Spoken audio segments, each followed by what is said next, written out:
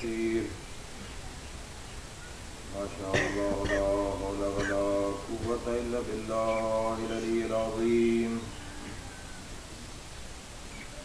رب اشرح لي صدري ويسر لي أمري واحلل عقدة من لساني يفقهوا قولي أعوذ بالله من الشيطان اللعين الرجيم بسم الله الرحمن الرحيم وبه نستعين وهو خير ناصر ومعين الحمد لله رب العالمين بارئ الخلائق أجمعين الصلاة والسلام على أشرف الأنبياء والمرسلين وآله الطيبين الطاهرين المعصومين فيما بقيت الله في الأرضين روحي وأرواح العالمين لتراب مقدمه الفداء الحجة القائم المهدي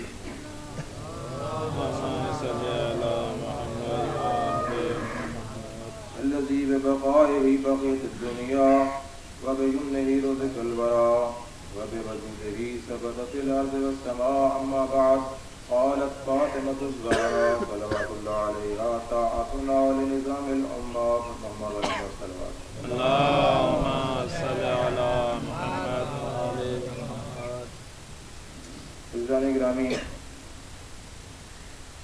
جیسا کہ ان برادران کے علم میں ہے کہ جنہوں نے آج نشست اول داہنوز یہ محافل اٹینڈ کی ہیں، ان نشستوں کو ہم نے پہلے امام مظلوم شہید کربلا ایک اوپن یونیورسٹی کے حوالے سے بیان کیا تھا کہ ہمیں اس حسینیہ یونیورسٹی سے کچھ تعلیم لے کر جانا ہے، اور وہ تعلیم ایسی تعلیم ہو کہ جو ہمیں بہشت کے راستوں کی رہنمائی کرے، وہ تعلیم ایسی تعلیم ہو کہ جو ہمارے دامن عصیاں کو پاک کر دے، وہ تعلیم ایسی تعلیم ہو جو ہمیں خدا کی رضا و رضوان عطا کرے، وہ تعلیم ایسی ہو کہ جو ہمیں محمد مصطفیٰ صلی اللہ علیہ وآلہ وسلم کی شفاعت سے بہریاب کرے۔ عزیزان محترم، کوئی چیز از خود نہ بری ہوتی ہے نہ بھلی، یہ اس کے استعمال پر منحصر ہے کہ اس کے استعمال کرنے والے کی سوچ ذہن کس سطح پر ہے، کس فکر کا حامل ہے۔ عام استعمال کی شے، آپ کے گھر میں چاقو ہے، یہ چاقو اگر کسی نادان کے ہاتھ میں ہوگا تو کسی کو زخمی کر دے گا، اور اگر کسی دانا کے ہاتھ میں ہوگا تو یہی انسان کی بھلائی کا کام کرے گا۔ آج کے دور میں آپ دیکھ رہے ہیں یہ طاقت علم کے حوالے سے اندھی ہو چکی، اسلحہ بے علم ہاتھوں میں آ گیا، اور پھر ان بے علم ہاتھوں میں آنے کے بعد اسلحے نے تو اپنا کام کرنا ہے، یہ اس ہاتھ پر منحصر ہے کہ اس کے ذریعے دشمنان اسلام کو دور کرتا ہے یا اسلام کے اندر تفرقہ ڈالتا ہے۔ اور آج عالم اسلام میں نظریاتی اور فکری طور پر جہالت کا سما ہے۔ 50 سے زیادہ اسلامی مملکتیں اس دھرتی پر وجود رکھتی ہیں، ماں سوائے ایک کے کہیں بھی دین اسلام کی فکری صورت نظر نہیں آتی، اور اس ایک مملکت میں بھی اگر کسی مرد خدا نے لا شرقیہ لا غربیہ کا نعرہ لگا کر فکر کربلا کو عام کرنے کی کوشش کی ہے تو یہی امت مسلمہ اپنے اپنے مفادات کے چکر میں اس کی مخالفت کر رہی ہے، اور یہ مخالفت اس چیز کی دلیل ہے کہ وہاں کچھ کام حق کے لیے ہو رہا ہے۔ امیر المومنین علی بن ابی طالب علیہ السلام فرماتے ہیں کہ اگر تم خدا کی راہ میں کام کر رہے ہو اور تمہیں کسی قسم کی مخالفت کا سامنا نہیں کرنا پڑ رہا تو ایک لمحے کے لیے ٹھہر کے سوچو کہ آیا تم حق پر ہو۔ دوستو یہ حق کی مخالفت اس وقت ختم ہوگی جب وجود شیطان ختم ہو جائے گا. جب تک شیطان موجود ہے حق کی مخالفت ہوتی رہے گی. لہذا اہل حق کو حق کے لیے کام کرنے میں مخالفتوں سے گھبرانا نہیں چاہیے. حضرت امام جعفر صادق علیہ السلام امیر المؤمنین علی بن ابی طالب علیہ السلام کی ایک صفت بیان فرماتے ہیں، اور آپ نے یقیناً دعائے رضوہ میں وہ جملہ پڑھا ہوگا. کیا فرماتے ہیں کہ وَلَا تَأْخُذُوا فِي اللَّهِ لُؤْمَةَ اللَّائِمِ. علی امیر المؤمنین کو حق کی راہ میں کام کرتے وقت کسی ملامت کرنے والے کی ملامت کی پرواہ نہیں ہوتی، کیونکہ جو کام خدا کے لیے کیا جا رہا ہو اس میں کسی ملامت کرنے والے کی ملامت کی پرواہ کرنا خدا سے دوری کا سبب ہے. عزیزان محترم، جس جملے کو آپ کے سامنے گزشتہ دنوں سے بیان کر رہا ہوں، اپنی بساط پر کوشش کی ہے کہ کچھ اس کے مفاہیم آپ پر واضح ہو سکیں، جسے جناب سیدہ طاہرہ سلام اللہ علیہ نے اپنے خطبے کی زینت بنایا تھا کہ طاعتنا لنظام الامہ، کہ اللہ نے ہماری اطاعت امت کو منظم کرنے کے لیے، امت کے نظام کو برقرار رکھنے کے لیے، امت کی تنظیم کو بہتر کرنے کے لیے واجب قرار دی ہے. اور آج جس دن میں ہم یہاں بیٹھے ہیں، جسے یوم عاشورہ کہتے ہیں، اگر یہ کہا جائے کہ بعد از پیغمبر جتنے بھی کام اس امت مسلمہ نے کیے، چاہے وہ کسی نوعیت کے بھی ہوں، وہ اسی ایک جملے کے ذیل میں آتے ہیں کہ امت بہر صورت منظم نہیں تھی، امت کی فکر منظم نہیں تھی، امت کا عمل منظم نہیں تھا، امت کی سوچ منظم نہیں تھی، امت نے اپنی فکر کو اسلام کی فکر پر استوار نہیں کیا تھا، اس لیے کہ امت نے اطاعت اہل بیت نہیں کی. اس اطاعت اہل بیت نہ کرنے کے نتیجے میں یہ مصیبت عظما روز عاشور واقع میدان کربلا میں وقوع پذیر ہوئی. اگر امت منظم ہوتی، اگر امت اطاعت اہل بیت میں ہوتی، بعد از نبی اولاد نبی کی بات مانتی، حق اسے دے دیا جاتا جو حق کا اہل تھا، تو یقیناً یہ روز بعد اس امت کو دیکھنا نہ پڑتا کہ جس دن نے قیامت تک کے لیے ہر آزاد انسان کے ذہن کو رلا دیا، جس دن نے قیامت تک آنے والے ہر شعور رکھنے والے دل کو بیدار کر دیا. اور یہ روز عاشور بعد از 61 ہجری ایک روشنی کی ایسی لو ہے جو کبھی ماند نہیں پڑتی. یہ نور کا ایسا مینارہ ہے کہ جو قیامت تک آزاد لوگوں کو ہدایت حق دیتا رہے گا. عزیزان محترم، امام حسین علیہ السلام آپ کے فضائل کا بیان احاطہ بشریت سے باہر ہے. پیغمبر مصطفیٰ تاجدار انبیاء اپنی تمام زندگی ان کے فضائل بیان کرتے رہے، لیکن یہ نہیں کہا کہ اب میرے حسنین کے فضائل ختم ہو گئے، ان کی کرامتیں ختم ہو گئیں. ان کے فضائل بیان کرنا انسان کے اختیار میں نہیں. انسان فقط اتنا کر سکتا ہے کہ ان کی صورت کی طرف دیکھ کے اپنی صورت کی وضع قطع بدل لے، ان کی سیرت کی طرف دیکھ کے اپنی سیرت کا طریقہ کار بدل لے، تاکہ وہ یہ کہہ سکے کہ مولا حسین آپ کی کچھ تعلیمات کی جھلک میری سیرت میں موجود ہے، اور اسی جھلک کی نسبت میں حسین ہے. میری شکل و صورت میں، میرے شمائل میں کچھ چیزیں جو میرے اختیار میں تھیں، میں نے آپ سے مشابہت کے لیے اختیار کر لیں، اس حد تک میں حسینی ہوں. برادران عزیز، یہ حسینی ہونا بہت بڑی ذمہ داری کا نام ہے، بہت بڑی ذمہ داری کا نام. یہ انسان سے تقاضا کرتی ہے کہ انسان تو حر بن، تو حبیب ابن مظاہر بن، تو مسلم ابن اوسجہ بن، تو زہیر ابن کین بن. تاریخ بتاتی ہے کہ جب امام حسین علیہ السلام قیام سے آخری الوداع کرنے کے بعد میدان میں آ گئے اور آپ زخمی حالت میں موجود تھے. اس وقت عبداللہ ابن حسن آ گئے. آخری لمحات میں حسن کا یہ فرزند میدان کربلا میں وارد ہوا اور دشمن کے ہاتھوں شہید ہوا. عبداللہ ابن حسن بتا رہے ہیں کہ دیکھو حسینی بننے کے لیے کچھ شرائط اپنے اوپر نافذ کرنا پڑتا. سب سے پہلی شرط اطاعت اہل بیت. تمہاری فکر اطاعت اہل بیت سے ہٹ کر نہ ہو, تمہارا نظریہ اطاعت اہل بیت سے ہٹ کر نہ ہو, تمہارا علم اہل بیت کی اطاعت سے ہٹ کر نہ ہو, تمہارا عمل اہل بیت کی اطاعت سے ہٹ کر نہ ہو. دوستو, آپ اور میں اور قیامت تک آنے والے افراد امام حسین علیہ السلام کے استغاثہ کے مخاطب ہیں. وہ جملے کچھ عام جملے نہیں تھے. پوری توحید الہی کا محافظ حسین, آدم سے خاتم تک کی نبوتوں کا محافظ حسین اور قیامت تک آنے والی عصمت و طہارت کا محافظ حسین مجھے اور آپ کو بلا رہا تھا کہ حل من ناصر ینصرنا, کہ ہے کوئی جو میری نصرت کرے. اس نصرت کے جواب میں ہماری آواز کیا بلند ہونی چاہیے؟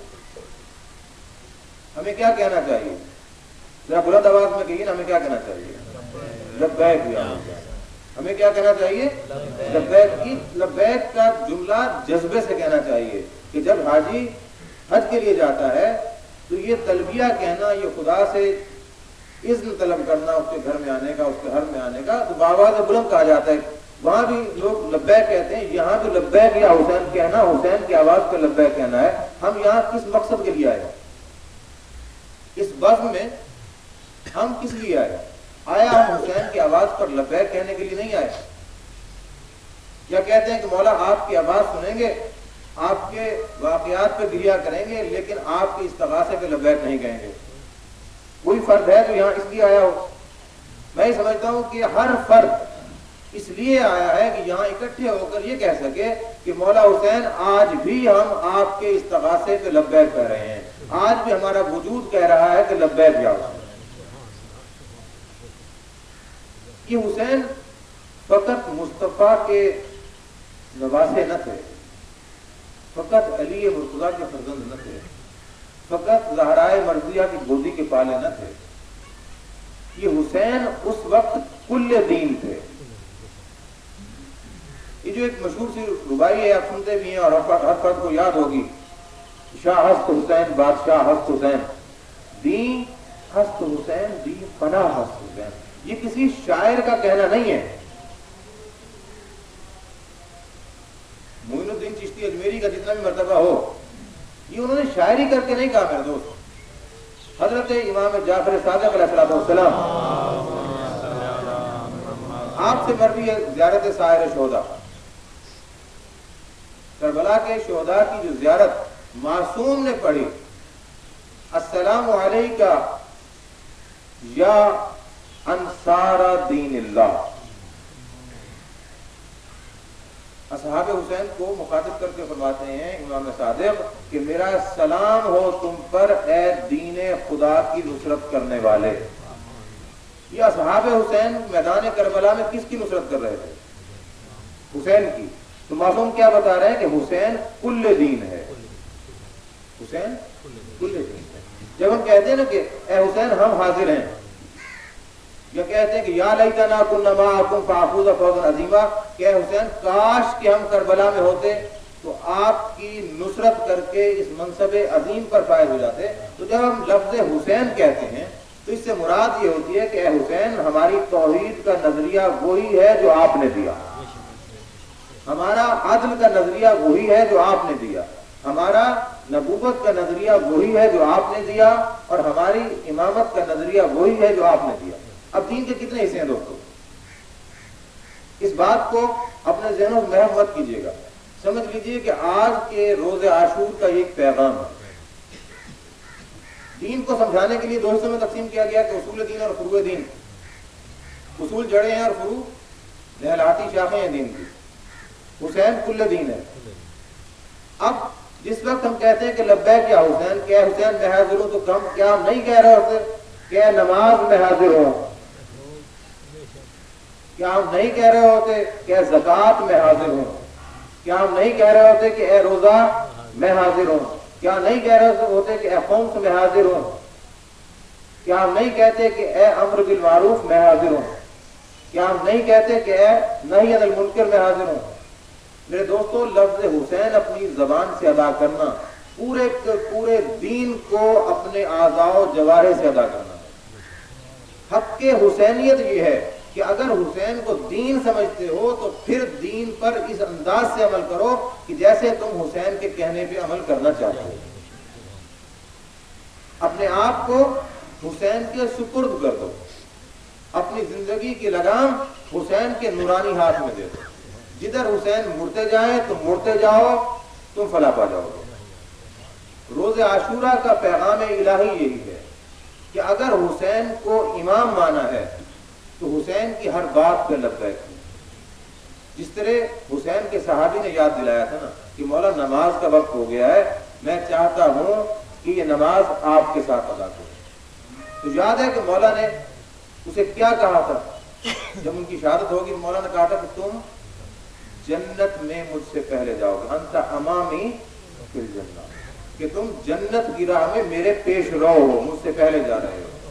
جو بھی حسین کے حکم پر عمل کرے گا حسین اپنے سے پہلے اسے جنت میں داخل کرے گا. یہ روز عاشور روز زندگی ہے، یہ روز دفاع اسلام ہے، یہ روز فکر اسلام ہے. دوستو، اگر کوئی فرد ظالم ہو تو ظالم کی حمایت نہیں کرتا، یہ فطری سی بات ہے. اگر کوئی عمل خود کر رہا ہے تو اس عمل سے دوسرے کو منع نہیں کرے. یہ دین اسلام کی بات نہیں ہے، یہ انسانیت کی بات ہے. جو جس سے محبت رکھتا ہے اس کے کہنے پہ عمل کرتا ہے. جو میری ماں بہن سر پہ چادر نہیں لے رہی اسے زینب کی چادر پہ رونے کا کوئی حق نہیں. جو اپنے شرعی حجاب کو اتار کے گھر میں رکھ کے کھلے سر بازار میں آ رہی ہے اس کا زینب سے کوئی تعلق اور رشتہ نہیں. جو خدا کے احکامات کی نفی کر رہا ہے جوان مرد اس کا حسین سے کوئی واسطہ ہوتا ہے. حسین سے اگر تعلق ہے تو دین ہے، حسین سے اگر واسطہ ہے تو اطاعت کا واسطہ ہے. ہم اتنے ہی حسینی ہیں جتنے ہم حسین کے اطاعت گزار ہیں. یہ اطاعت حسین کی دعوت کل بھی تھی، آج بھی ہے اور اب قیامت تک رہے گی. آپ کو یاد ہے کہ امام حسین علیہ السلام نے 2 وصیتیں فرمائی تھیں اور دونوں کا معیار الگ الگ ہے. پہلی وصیت اپنی بہن سے کی کہ اے میری بہن زینب مجھے نماز شب میں نہ بھولنا. یعنی حسین کو اتنا یقین تھا کہ یہ میری بہن اگرچہ بغیر محمل کے اونٹ کی برہنہ پشت پہ ہو تب بھی اس کی نماز شب قضا نہیں ہوگی. بے شک یہ ہمارے لاشوں کے درمیان ہو تب بھی اس کی نماز شب قضا نہیں ہوگی. اور دوسری وصیت جس کی روایت جناب سکینہ بنت الحسین کرتی ہیں کہ آپ فرماتی ہیں کہ میں نے دیکھا کہ میرے بابا نے کہا کہ یا شیعتی ما ان شربتم الماء فاذکرونی، کہ اے وہ لوگوں جو میرے شیعہ ہونے کے دعوے دار ہو جب بھی پانی پینا مجھے یاد کرو. کہ حسین کی یاد کب کب چاہیے. انسان کب کب پانی پیتا ہے؟ جب تک زندہ ہے پانی پیے گا. کھانے کے بغیر تو رہ سکتا ہے، پانی کے بغیر نہیں رہ سکتا. یعنی پانی زندگی کی علامت ہے کہ اے میرے شیعو جب تک زندہ رہنا ہر کام کرتے وقت میری یاد تمہارے دل میں ہو کہ جیسے میں نے کہا تھا اور سمعتم بغریب، اگر کسی غریب کو سنو، کسی غریب کا واقعہ سنو فانتظرونی، مجھ پر آؤ دعا کرنا، میرا نوحہ کرنا. کیوں؟ جتنے بھی غریب ہو جائیں دنیا میں، حسین سے بڑھ کر کوئی غریب نہیں ہوا. جتنا بھی کوئی مظلوم ہو جائے، حسین سے بڑھ کر کوئی مظلوم نہیں ہوا. حسین وہ مظلوم ہے کہ جسے آدم روئے، جسے نوح روئے، جسے ابراہیم روئے، جسے محمد مصطفیٰ روئے، جسے علی مرتضیٰ روئے، جسے فاطمہ الزہرا روئی، جسے حسن مجتبیٰ آخری وقت میں اپنے بیٹے کو وصیت کرتے وقت روئے کہ قاسم بیٹا، کہ جب تمہارا چچا میدان کربلا میں تنہا ہو تو اس کی نصرت کرنا. حسین تو وہ مظلوم ہے جسے انبیاء نے نہیں بلایا. حسینی ہے ہی وہی میرے دوست کہ جو حسین کو بلائے گا. محمد مصطفیٰ بھی حسینی ہے، حسن مجتبیٰ بھی حسینی ہے، علی مرتضیٰ بھی حسینی ہے، فاطمہ الزہرا بھی حسینی ہے، کہ کسی لمحے بھی انہوں نے حسین کو بلایا ہے. بڑا عجیب کام کیا مولا حسین نے شب عاشور. جب تمام کام کر چکے، تمام اصحاب اپنے اپنے کام میں مصروف ہو گئے، تو مولا تنہا میدان کربلا میں آ گئے. مولا تنہا میدان کربلا میں آ گئے. بلال نافع نے دیکھا کہ مولا جا رہے ہیں. مولا نے منع کیا تھا، خبردار میں جا رہا ہوں، میرے ساتھ کوئی نہ آئے، میرے ساتھ کوئی نہ آئے. بلال نے سوچا کہ مولا کہاں جا رہے ہیں، دشمنوں کا لڑکا ہے، ایسا نہ ہو کہ امام کے لیے کوئی نقصان کا باعث بن جائے. کچھ فاصلے سے ہلال بن نافع چلتے چلتے ساتھ جا رہے ہیں. مولا مختلف مقامات پر گئے، میدان کربلا کا جائزہ لیا. آخر کار مولا ایک نشیب میں چلے گئے، ایک گہری جگہ میں چلے گئے، وہ جگہ کہ جو میدان کربلا میں سب سے زیادہ گہری تھی. اس نشیب میں بیٹھ کر کافی دیر، نافع کہتے ہیں کہ میں نے یہ محسوس کیا کہ میرے امام گریہ کر رہے ہیں، میرے امام رو رہے ہیں. حسین کی مظلومیت دیکھیے کہ اپنی قتلگاہ پہ بیٹھ کے حسین خود گریہ کرتے ہیں. نافع کہتا ہے کہ میں آگے بڑھا، میں نے کہا یا رسول اللہ آپ نے یہ کیا حالت بنا لی؟ کہا نافع میں نے منع کیا تھا کہ یہاں نہیں آئے. کہا مولا میں نے اس لیے گستاخی کی، مجھے یہ گمان ہوا کہ اتنے دشمن ہیں، وہ دشمن آپ پہ حملہ آور نہ ہو جائے تاکہ میں آپ کا دفاع کر سکوں. مولا نے روز عاشور کے واقعات اس نافع کو بیان کیے.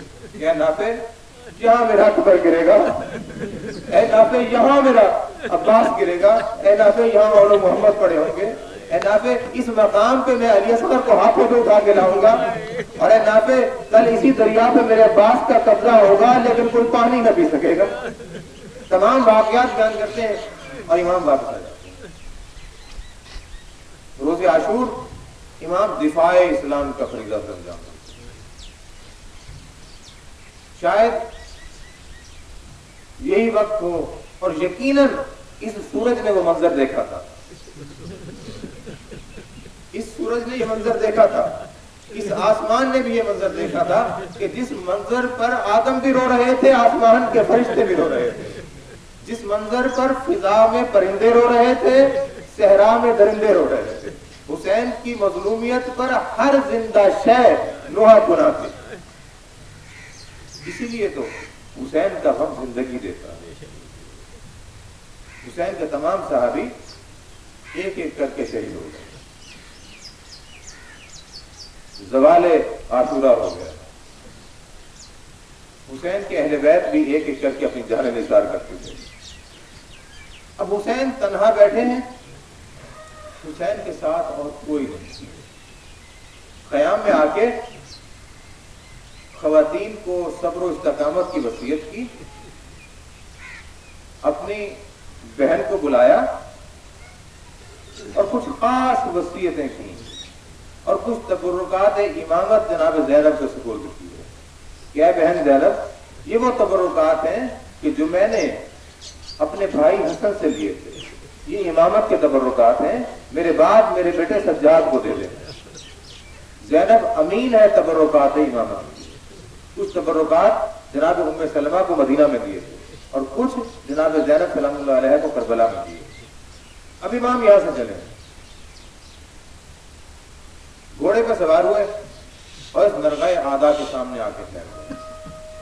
اب اس لشکر یزیدی کے سامنے حسین نہیں ٹھہرے، مجسم حق ٹھہرا، مجسم دین ٹھہرا ہے، मुजस्सम मुस्तफा ठहरे हैं, पूरे का पूरा कुरान ठहरा है। इमाम उसे कहते हैं कि ऐ लोगों पहचानो कि मेरे सर पे जो अमामा है क्या रसूलुल्लाह का नहीं है? ऐ लोगों मेरे दोस्त पे जो अबा है कि मोहम्मद मुस्तफा की नहीं है? ऐ लोगों ये ज़िरा रसूल नहीं है? ऐ लोगों ये तलवार रसूलुल्लाह की तलवार नहीं है? ऐ लोगों ये सवारी रसूलुल्लाह की अता करदा नहीं है? हुसैन बता रहे हैं कि पहचानो मैं रसूल के मकाम पे ठहरा हूं। तुम्हारा मुझ पे हमलावर होना, हुसैन पे हमलावर होना नहीं है, ये रसूल पे हमलावर होना है। यूं क्यों ना कहूं कि मुजस्सम रसूल बन के हुसैन उनके सामने आ गए। और फिर एक बड़ा फसीह और बलीग खुतबा इरशाद किया, लेकिन उस खुतबे के जवाब में हुसैन को बहुत मुज़म्मिल कर दिया। कहीं कोई तीर अंदाज बैठा है तो उसका निशाना हुसैन है, अगर कोई हाथ पत्थर लेकर बैठा है तो उसका निशाना हुसैन है। जब कोई भी नसीहत कारगर न हुई, मौला हुसैन ने वो जुल्फिकार नयाम से निकाली और अब आ गए इस लश्कर आगा के सामने। कहा देखो सुबह से इस वक्त तक मैं बर्दाश्त कर चुका, तुमने मेरे अकबर को मारा, मैंने तुम्हें कुछ ना कहा, तुमने मेरे अलमदार लश्कर को मार दिया, मैंने कुछ ना कहा, मेरे हबीब जैसे दोस्त को शहीद कर दिया, मैंने कुछ ना कहा। आओ अगर तुम्हें ये जुल्म है कि तुम बहुत बहादुर हो, हुसैन की बहादुरी देखो, हुसैन की बहादुरी देखो। तारीख गवाह है कि अमीरुल मोमिनीन बहुत बहादुर थे, लेकिन हुसैन की बहादुरी में ये कहूंगा कि मौला अगर जुर्रत को कबूल फरमा ले तो हुसैन की बहादुरी अली से भी ज्यादा है। अली ने जंग की, सैकड़ों जानिसार साहब थे, हुसैन ने जंग की, कोई जानिसार साहब न था, पूरी की पूरी फौज खत्म हो चुकी थी, अलमदार लश्कर भी जा चुका था। हुसैन तलवार ने आपसे निकाली, 1950 यजीदियों को बारिद जहन्नुम किया। पूरे के पूरे लश्कर हुसैनी में किसी ने इतने कत्ल नहीं किए, हुसैन की तलवार थी। हुसैन जंग करते करते फुरात पे आ गए, अपने घोड़े को फुरात में डाला। पानी पे किसका कब्जा? हुसैन का कब्जा। लेकिन जो ही मौला हुसैन ने चाहा तो चुल्लू में पानी ले, किसी नाबकार ने आवाज बुलंद की कि हुसैन तुम पानी पी रहे हो, तुम्हारे क़याम को आग लगा दी गई है। कितना ख्याल था हुसैन को नामों से रिसालत का, कितना दुख था हुसैन के दिल में ज़हनत की चादर का। फौरन पलटे हैं, जो ही मौला पलटे हैं एक ऐसा तीर आया जो मौला की पेशानी में लगा, मौला की पेशानी से खून निकलने लगा। मौला ने अपने हाथों से वो तीर निकाला और अब घोड़े को एड़ लगाकर ले आए मौला क़याम की तरफ। क़याम में आए, देखा क़याम सलामत। अब आ गए अपनी बहन ज़ैनब के पास, क्या मेरी बहन ज़ैनब अब वाक़अन आखिरी विदा है, इसके बाद क़यामत में मुलाकात होगी। इतनी बेसौबी आती है, मुझे वो पुराना लिबास ला दो कि जो तबर्रुकात ज़हरा में था।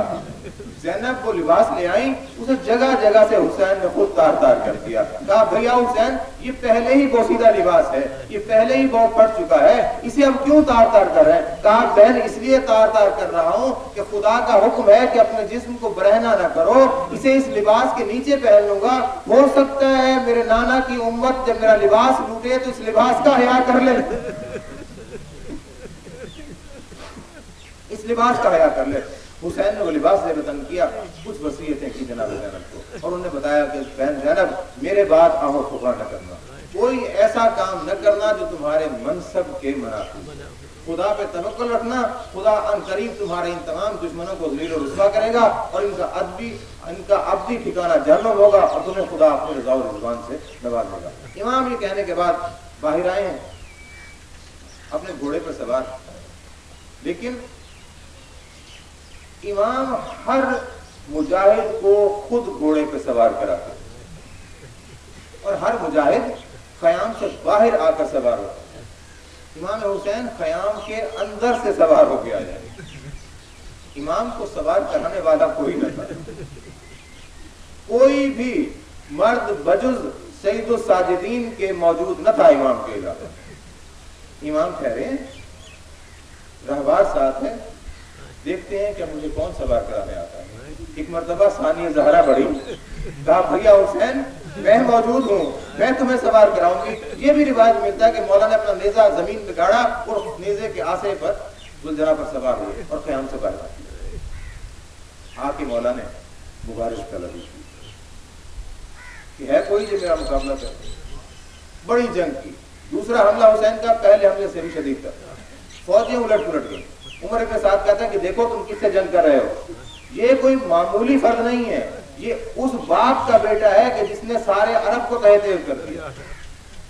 ये उस बाप का बेटा है कि जिस पे बहादुरी नाज करते थे। अगर इस पे गलबा पाना चाहते हो तो यकबारगी हमला कर। हज़रत इमाम, ये रिवायात में मिलता है कि जो ही यकबारगी हमले का हुक्म हुआ ना, इमाम जुलजना पे थे कि एक तीर आके इमाम के सीने अक़दस और गलाए मुताहर के दरमियान में पैवस्त हो गया।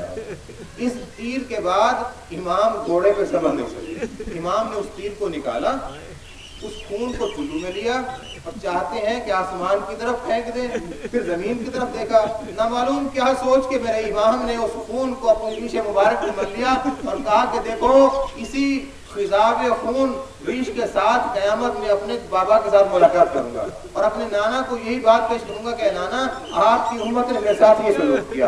क्यों ये दोस्तों ये तीर हुसैन पे लगा, हुसैन जो जनाब पे संभल नहीं सके। अब हुसैन आ गए जमीन पे। अब हुसैन जो जमीन पर आकर गिरे तो मौला फिर खड़े हुए।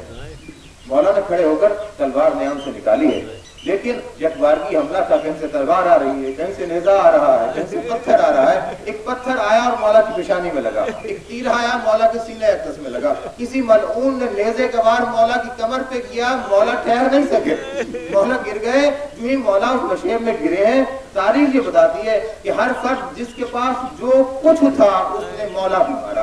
अगर किसी के पास कुछ न था तो ये दिन के जला जला के हुसैन पे फेंके गए, ये खुश लकड़ियां जला के हुसैन पर फेंक दी गई। ना मालूम रसूल का बेटा कितना मजलूम हो गया। यकीनन मौला ने उस वक्त कहा होगा कि ऐ हबीब मज़ाहिर, तुम अगर जिंदा होते तो क्या ही मंजर देख सकते। ऐ मुस्लिम इब्न औसजा, तुम ये मंजर देख सकते। लेकिन क्या हौसला है हुसैन की बहन ज़ैनब का, क्या हौसला है हुसैन की बहन ज़ैनब का। जानती हैं कि मेरे भैया के साथ ये सब कुछ हो रहा है और फरमाती है कि भैया आज तुम शहीद नहीं हो रहे, मेरे लिए नाना मुस्तफा शहीद हो रहे हैं। ए भैया हुसैन, मेरे लिए तुम्हारी शहादत है, लिए मुर्तजा की शहादत है। ए मेरी माँ की यादगार, मेरे लिए तुम्हारी शहादत मेरी माँ की शहादत है। ए मेरे भाई हसन की यादगार, मेरे लिए तुम्हारी शहादत हसन की शहादत है। आज मैं सब असहाबे किसा को मरता हुआ देख रही हूँ और यकीनन ये आखिरी असहाबे किसा का फर्द थे हुसैन। जो ही हुसैन इस मैदान करबला में गिर गए और हुक्म दिया गया कि जाओ अब इस जख्मों के बारे में क्या पड़ा है। यकीनन जिसके दिल पे अब्बास का दाग हो, जिसके दिल पे अकबर का दाग हो, जिसके दिल पर असहाब बावफा का दाग हो और जिसका दिल जान रहा हो कि अभी कुछ मरहला गुजरेगा तो मेरी बहनों की चादरें भी छीन ली जाएंगी, उसके गमोंदों का क्या ठिकाना होगा, उसे मारने के लिए कितनी जरूरत होगी। शिमर कहता है कि चलो और उसका काम तमाम कर दो। उमर इब्न साद कहता है देख क्या रहे हो, चंद लम्हों की बात है, पता तुम्हारे हाथों में है और इस रसूल के फर्जंद का सर कलम कर। बहुत से मलून आए, बहुत से मलून आए, लेकिन दोस्तों कयामत से कम मंजर नहीं था, कयामत से कम मंजर नहीं था कि जब रसूल के फर्जंद का सर नो के नेजा पे बुलंद किया गया। उस जो ही सर ने नो के नेजा पर सरफराजी पाई, मलाए आला में कोहराम बच गया, फरिश्ते नोहा पुनः जमीन पे आ गए, पैगंबर की कब्र को हरकत हुई, मदीने में ज़लज़ला हुआ और एक निदा बुलंद हुई, अला क़द क़ुतिल हुसैन बिकरबला, और तमाम मलाइका अर्ज़ समावी हुसैन पे गिरिया करने लगे।